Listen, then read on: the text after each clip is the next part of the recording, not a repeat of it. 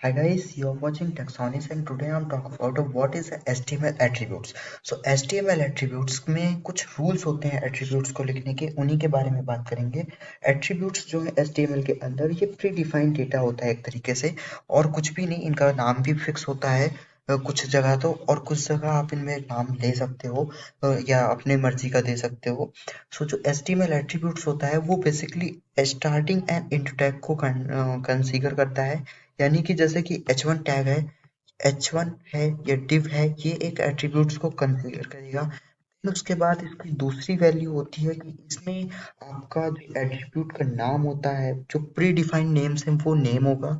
Then इसके बाद equal का साइन होगा, देन उसके बाद डबल कोट्स होंगे। ये उनका बेसिक सा फंडा है। अगर ये तीन चीजें मैच खाती हैं तो वो एट्रीब्यूट होता है। यानी कि अगर हम इस वेब पेज के अंदर आए और div के अंदर देखें तो क्लास एक प्री डिफाइंड नेम है, फिर इक्वल का साइन भी है और फिर इसमें डबल कोट्स भी हैं।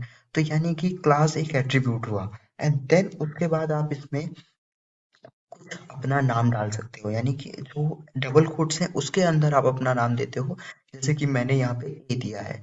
तो जो क्लास ए है, ये पूरा का पूरा क्लास से लेकर ये डबल कोट्स तक में ये पूरा एक एट्रीब्यूट है। उसी तरह स्टाइल है, स्टाइल लिखा है कि एक प्रीडिफाइंड नेम है, देन इक्वल का साइन है, देन डबल कोट्स हैं यहाँ और यहाँ।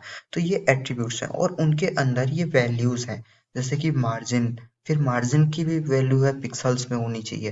तो वो चीजें हैं, ठीक है। एट्रीब्यूट इस तरीके से होता है। फिर अगर हम बात करें एट्रीब्यूट्स के अंदर, जो HTML का टैग है वो, या HTML का एलिमेंट है। एलिमेंट्स क्या हुआ, व्हाट इज HTML एट्रीब्यूट्स, ये एक एलिमेंट है। और टैग क्या हुआ, H1 एक टैग है, div एक टैग है। व्हाट इज HTML एट्रीब्यूट्स, क्योंकि ये स्टार्टिंग और एंड टैग को कंसीडर कर रहा है, कुछ कंटेंट कंसीडर कर रहा है, और जो ऑप्शनल है एट्रीब्यूट होना चाहिए, तो एट्रीब्यूट्स भी कंसीडर कर रहा है, तो ये एक एलिमेंट है। जो HTML एलिमेंट होता है वो एक्चुअली मल्टीपल एट्रीब्यूट्स को कंसीडर कर सकता है HTML वेब पेज के अंदर। तो देखिए, क्लास एक एट्रीब्यूट है, स्टाइल दूसरा एट्रीब्यूट है, इन दोनों को ये कंसीडर कर रहा है, ठीक है। इसी तरीके से इसमें जो एट्रीब्यूट होते हैं वो दो टाइप के होते हैं, लोकल एंड ग्लोबल। कुछ एट्रीब्यूट ऐसे हैं जो कि लोकल ग्लोबल होते हैं। यानी कि जैसे कि आपका क्लास है, क्लास आप किसी भी टैग के अंदर लगा दो चलेगा। एट्रीब्यूट है वो स्टाइल टैग है, स्टाइल एट्रीब्यूट है, ये कहीं भी लगा दो, किसी भी H1 के अंदर जाओ, उसके अंदर उसका कलर चेंज कर दो, बैकग्राउंड चेंज कर दो, विड्थ हाइट चेंज कर दो, चेंज हो जाएगा। आईडी है, ये एक ग्लोबल एट्रीब्यूट्स है, इनको आप कहीं भी यूज कर सकते हो, इनका नया नाम दे सकते हो, और इनको आप जो है एक मॉडिफिकेशन कर सकते हो।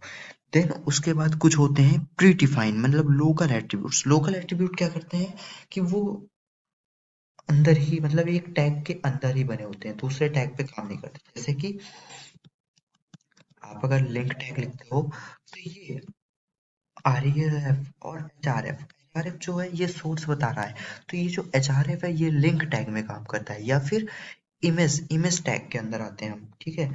अगर हम यहाँ पे लिखते हैं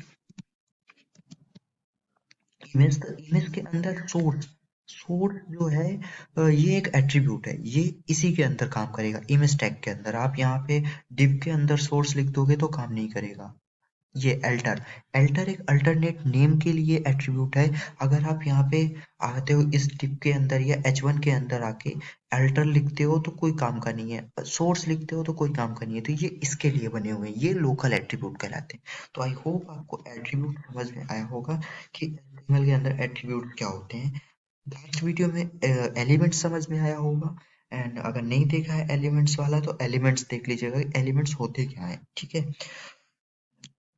तो इनकी जो डिफिनीशन होती है वो ये कहती है कि HTML attributes used for a